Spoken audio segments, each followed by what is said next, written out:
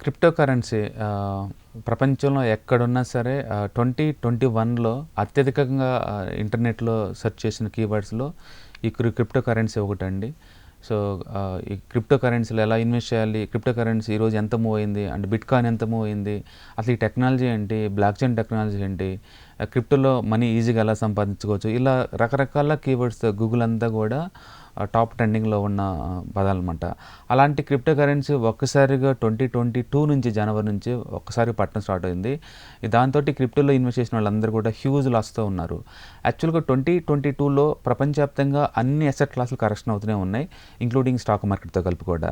కాకపోతే మిగతా వాటన్నిటితో పోల్చుకుంటే ఈ క్రిప్టో కరెన్సీస్ మొత్తం కరప్షన్ చాలా సివియర్‌గా ఉంది. ఎంత సివియర్‌గా ఉంది అంటే బిట్‌కాయిన్ $69,000 దగ్గర నుంచి కరెంట్ మార్కెట్‌లో $19,000గా ట్రేడ్ అవుతుంది. అంటే లిటరల్లీ 70% డ్రాప్ అయింది. సో, ఈ క్రిప్టోలో ముందు రోజుల్లో ఏం జరగబోతుంది? ఇక ఇక ఈ క్రిప్టో ఎంతవరకు ఇలా డ్రాప్ అవుతుందో మనం ప్రస్తుతం we are going to discuss. So, crypto investors అన్నీ కూడా 2021లో మాత్రం ఒక మెమరబుల్ ఇయర్ అండి. ఆ సంవత్సరం నవంబర్ 21లో బిట్‌కాయిన్ పీక్ లెవెల్ అంటే జీవితకాలంలో ఉన్న గరిష్ట ప్రైస్‌ని నమోదు చేసినప్పుడు $69,000 అనమాట.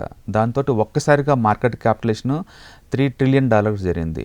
దాంతోటి అందరూ కూడా ఈ క్రిప్టో కరెన్సీ ఒక్కసారిగా పర్టికులర్‌గా ఈ బిట్‌కాయిన్ $1,00,000 చేయడం చాలా ఈజీ అని చెప్పేసి అందరూ ప్రెడిక్ట్ చేసేవాళ్ళు. అంతగా ఈ బిట్‌కాయిన్ అనేది ప్రపంచంలో ఉన్న అన్ని ఇన్వెస్టర్‌ని అట్రాక్ట్ చేసింది. అలాంటి ఈ క్రిప్టో కరెన్సీ అండ్ బిట్‌కాయిన్ ఒక్కసారిగా జనవరి 22 నుంచి పట్టడం స్టార్ట్ అయిందండి. ఎంతగా అంటే మొదట్లో కొంచెం డ్రాప్ అవుతూ వస్తున్న ఈ బిట్‌కాయిన్ లేటెస్ట్‌గా మనం చూసుకున్నట్టయితే 70% దాకా డ్రాప్ అయ్యి $19,000 దగ్గర ట్రేడ్ అవుతుంది ఇప్పుడు. ఒక్క బిట్‌కాయినే కాదండి, డోజీ కాయిన్ కావచ్చు, అవలాంచే కావచ్చు, సొలానా కావచ్చు, ఇలాంటి క్రిప్టోస్ అయితే చిన్న చితక క్రిప్టోస్ అన్నీ కూడా ఆల్మోస్ట్ 90% డ్రాప్ అయింది. మొత్తం మీద క్రిప్టో కరెన్సీ యొక్క మార్కెట్ క్యాపిటలైజేషన్ ఇంతకుముందు $3 ట్రిలియన్ దగ్గర నుంచి $890 బిలియన్ డ్రాప్ అయిందంటే లిటరల్లీ 80% డ్రాప్ అయినట్లే total market capitalisation of the cryptocurrencies మొత్తం కూడా. ఎందుకు ఇంత దారుణంగా డ్రాప్ అయింది ఈ క్రిప్టో కరెన్సీస్ అంటే, క్రిప్టో కరెన్సీస్ పట్టడం అనేది ఇప్పుడు కొత్త ఏం కాదండి. హిస్టారికల్ డేటా చెక్ చేసుకుంటే క్రిప్టోస్ అనేది కనీసం ఒక 3-4 టైమ్స్ దాని పని అయిపోయింది ఇంక జీరోకి వెళ్ళిపోతాయి అన్న ప్రతిసారి కూడా అవి లేచి కూర్చుంటూనే ఉన్నాయి. కాబట్టి ఇంత ముందుతో పోల్చుకుంటే ఈసారి ఏంటంటే సివియర్ లెవెల్ ఎక్కువ అవటం, ప్రపంచవ్యాప్తంగా ఇన్ఫ్లేషన్ పెరగటం, వడ్డీ రేట్లు పెరుగుకుంటూ పోవటం, అన్ని అసెట్ క్లాసెస్ అంటే నాట్ ఓన్లీ క్రిప్టోతో పాటు ఈవెన్ గోల్డ్ కూడా 1 ఇయర్ లోలో ఉందండి అమెరికాలో. ఇండియాలో అంటే గవర్నమెంట్ ట్యాక్సేషన్ వేశారు కాబట్టి అది ఆ టైంలో హోల్డ్ అవుతుంది. కానీ అమెరికాలో చూసుకున్నట్టయితే ఈవెన్ గోల్డ్ కూడా ఆల్మోస్ట్ 9 మంత్స్ లోలో ట్రేడ్ అవుతుంది ఇప్పుడు. ఓకే, గోల్డ్తో సహా అన్ని అసెట్ క్లాసులు మొత్తం కరెక్షన్ అవడంతో లిటరల్లీ మార్కెట్స్ అన్నీ కూడా బేర్ మార్కెట్ గ్రిప్లోకి వెళ్ళిపోయింది. దాంతో ఈ క్రిప్టోలో ఇంకా దారుణంగా లాస్ అవుతుందన్నమాట. క్రిప్టోతో లింక్ ఉన్న కంపెనీస్ కావచ్చు, స్టాక్ ఎక్స్చేంజ్ కావచ్చు, crypto lending and barring invest చేసే కంపెనీస్ కావచ్చు, క్రిప్టోని సపోర్ట్ చేసే కంట్రీస్ కావచ్చు, మొత్తం ఎకానమీ మొత్తం దారుణంగా గుల్లగొల్ల అయిపోయింది ఈ ఎపిసోడ్ తోటి. ఓకే, ఎందుకు ఇంతగా ఇన్నిసార్లు క్రిప్టో డ్రాప్ అయిన సరే ఈసారి ఎందుకు డిఫరెంట్గా ఉందంటే, మనం ముందే అనుకున్నట్టు ఇన్ఫ్లేషన్ ఒక రీజన్ అయితే, అండ్ వరల్డ్ వైడ్గా ఈ వాలటిలిటీ అసెట్ క్లాస్ మీద మోజు తగ్గటం అనేది ఇంకొక రీజన్ అనుకుంటే, ప్రపంచవ్యాప్తంగా ప్రభుత్వాలు మొత్తం కూడా ఈ కంట్రోల్లో పెట్టడం అనేది ఇంకొక రీజన్ అండి. మన చైనా అండ్ ఈజిప్ట్లో కనుక చూస్తే కనుక పర్మనెంట్గా అసలు ఆ క్రిప్టోని యూజ్ చేయకుండా బ్యాన్ చేసే దిశగా ఆ గవర్నమెంట్లు డిసిషన్ తీసుకుని అని చెప్పేసి మనం అనుకోవచ్చు. అలాగే ప్రతి కంట్రీలో కూడా ఈవెన్ ఇండియన్లో చూసుకోండి, మొదట్లో యూపీఐ పేమెంట్స్ బదిలీని ఆపేసింది ఏప్రిల్లో. తర్వాత టీడీఎస్ని 1% చేశారు. అండ్ రీసెంట్గా 30% క్యాపిటల్ గెయిన్ ట్యాక్స్ ఇన్వెస్ట్ చేశారు. సో ఇట్లా ఈ గవర్నమెంట్ వాళ్ళ ఇంటెన్షన్ క్లియర్గా చెప్తున్నారు. ముందు రోజుల్లో ఈ క్రిప్టో కరెన్సీ అనేది దాని జోలు పోకుండా గవర్నమెంట్లు ఎంత టైట్ చేస్తుంది అనే దాన్ని బట్టి అనమాట.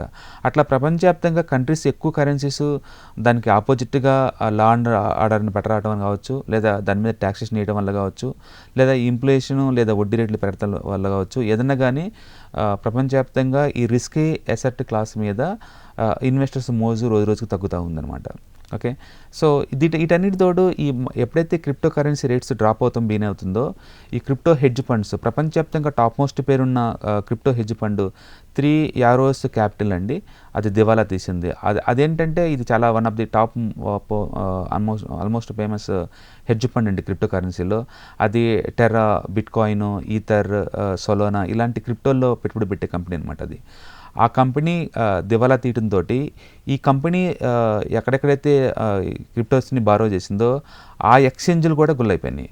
అంటే ఓయేజర్ కావచ్చు, బ్లాక్ఫై కావచ్చు, రీసెంట్గా వరల్డ్ ఎక్స్చేంజ్ కావచ్చు, ఇవన్నీ కూడా ఒకదానికొకటి చైన్ లింక్స్ లాగా లింక్తో ఈ 3 యారోజెస్ క్యాపిటల్తో లింక్ ఉన్న ఎక్స్చేంజ్లు మొత్తం కూడా అన్నీ డ్రాప్ అవుతున్నాయి 1 by 1. అన్నీ కూడా బ్యాంక్రప్ట్కి ఫైల్ చేస్తున్నాయి వరల్డ్ వైడ్గా.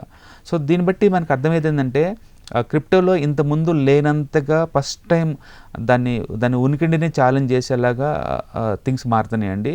అండ్ ప్రపంచంలో అతిపెద్ద క్రిప్టో ఎక్స్చేంజ్ అయిన crypto.com కూడా ఆల్మోస్ట్ జూన్లో 400 మెంబర్స్ని తీసేసింది ఎంప్లాయీస్ని. అంటే coin base leading crypto exchange వాళ్ళ ఎంప్లాయీస్లో 18% వరకు వాళ్ళు టర్మినేట్ చేశారు.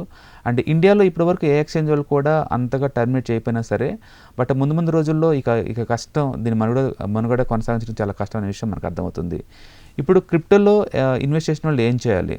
ఓకే, ఇప్పటికీ ఆల్రెడీ 80% to 90% డ్రాప్ అయిన ఈ క్రిప్టోలో అందరూ దారుణంగా లాస్ అయ్యారంటే ముందు రోజుల్లో కూడా రికవరీ అవుతుందని నమ్మకం లేదు. కాబట్టి క్రిప్టో అనేది వాలటిలిటీ అసెట్ క్లాస్ అని వాళ్ళకి ముందే తెలుసు. ఇది పడటం లేవటం అనేది మామూలు విషయం. ఇప్పటికీ ఇంకా స్టిల్ ఇంత డ్రాప్ అయిన తర్వాత కూడా క్రిప్టో ఏదో రోజు బిట్కాయిన్ పర్టికులర్గా $1 lakh చేరిద్దని నమ్మకం ఉండాలి చాలామంది ఉంటారు. ఓకే, బట్ ఇది వాలటిలిటీ అసెట్ క్లాస్ అని క్లారిటీ ఉంటే మీకు చాలు. టోటల్ మీ దగ్గర ఉన్న అమౌంట్లో ఏ 5% ఏ 10% ఇలా రిస్కీ అసెట్ క్లాస్ కాలిక్యులేట్ చేయడంలో అర్థం ఉంది. కానీ మొత్తం తీసుకెళ్ళి ఇలాంటి వాటిలో ఇన్వెస్ట్ చేస్తే కనుక ఇప్పుడు జరిగినట్టు ముందు రోజులు కూడా జరిగే అవకాశం ఎక్కువ కనపడుతుంది.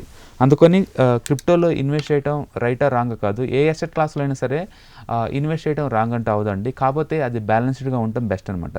రిస్క్ మేనేజ్మెంట్ అనేది చాలా ఇంపార్టెంట్ ఇక్కడ. మనం ఏ అసెట్లో అయినా సరే మనం ఇన్వెస్ట్ చేసినా సరే అది రిస్క్ రివార్డ్ ఫేవరబుల్గా ఉండాలి. రెండోది రిస్క్ని డైవర్సిఫై చేయాలి. అంటే ఒక అసెట్లో ఇన్వెస్ట్ చేసే బదులు ఓకే కొంత క్రిప్టోలో, కొంత ఈక్విటీలో, కొంత డెట్లో, కొంత రియల్ ఎస్టేట్ ఇలా అసెట్ డైవర్సిఫికేషన్ చేయడం వల్ల కూడా రిస్క్ తగ్గించుకోవచ్చు. అందుకని ముందు ఎవరైనా కొత్త ఇన్వెస్టర్స్ కనుక ఇలాంటి రిస్క్ అసెట్స్లో ఇన్వెస్ట్ చేసేటప్పుడు గుర్తుపెట్టుకోండి, రిస్క్ మేనేజ్మెంట్ చాలా ఇంపార్టెంట్. ఓకే, సో ఆ రిస్క్ని బేరబుల్ రిస్క్ అయితేనే మీరు ఇన్వెస్ట్ చేసేలాగుంటేనే బాగుంటుంది. Okay, all the best.